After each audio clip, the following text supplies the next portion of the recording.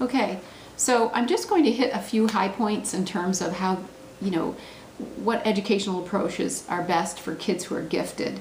There's a really good introductory, I think, discussion in your textbook about this. So if you're really pretty, creative in yourself or interested yourself or have a child that you think might be in the gifted category, just understanding, the ways that educators try to meet the needs of these children is important because they do have very specific learning needs. So I do just want to start talking a little bit about that in a general way, sort of the needs of gifted children and their learning processes.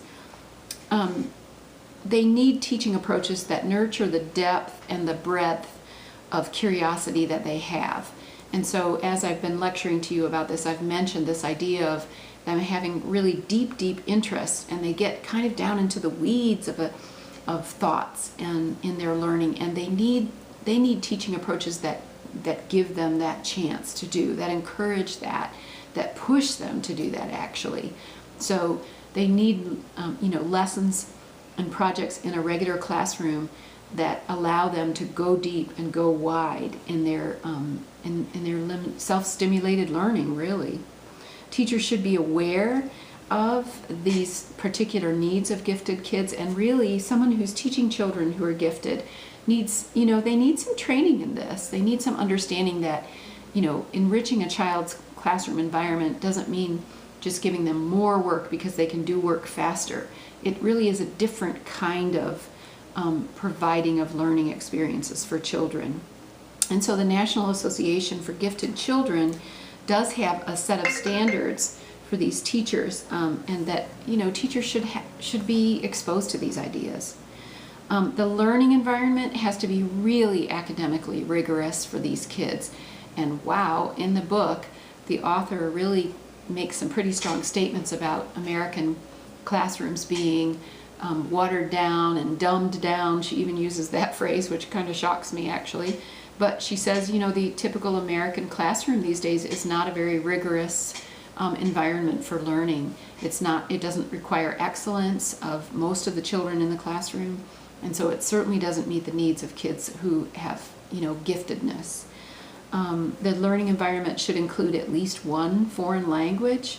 It should teach research skills. It should teach computer keyboarding, of course, even speed reading, which I thought was interesting. But if you think about a gifted child being able to absorb information very quickly, maybe being able to read very quickly is also part of that. Apparently it is. The learning from the general education classroom should be differentiated, and this is a term that you should understand. Caitlin, I'm thinking probably that you would have heard this phrase before, even the little bit of time that you spent you've spent actually a pretty good amount of time at Aberdeen Primary or Aberdeen Elementary now. I've forgotten now which of those schools you were at.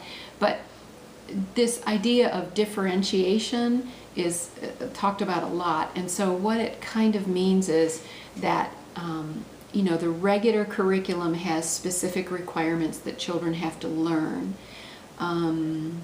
So if we say something about learning a particular part of American history, like the time of Columbus discovering America and the Pilgrims and their interactions with the Native Americans, that's the kind of thing that maybe a first grader or maybe second graders would have as part of their history teaching and the Common Core curriculum.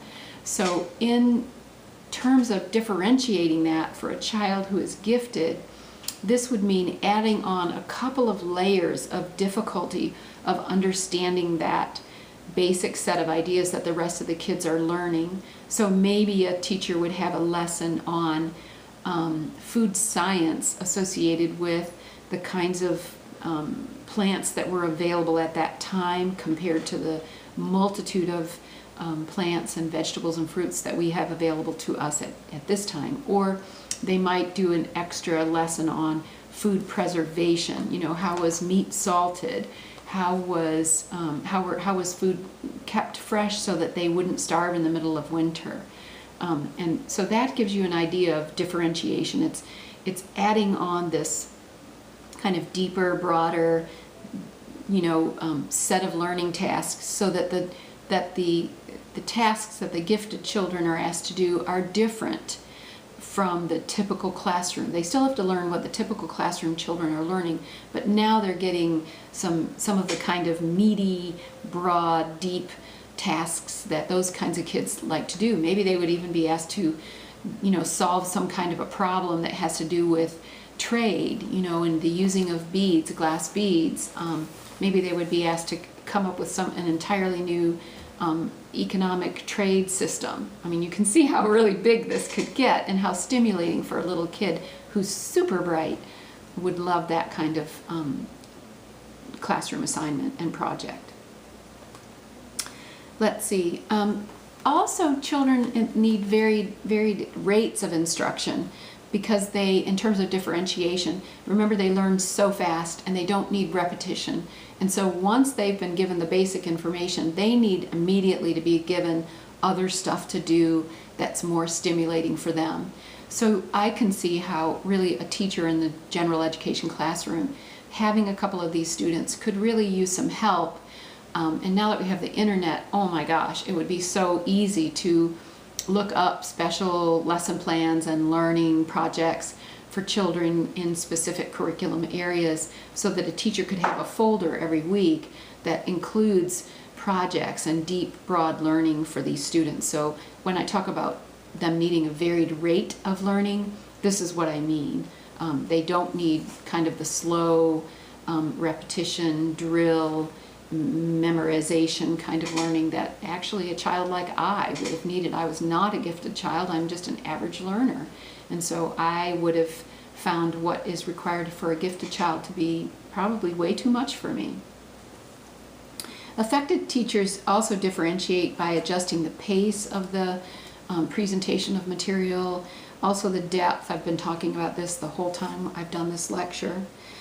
So there are some questions, about ways to enrich or accelerate or differentiate these children's learning processes. And I'll just mention to you that it's interesting to note that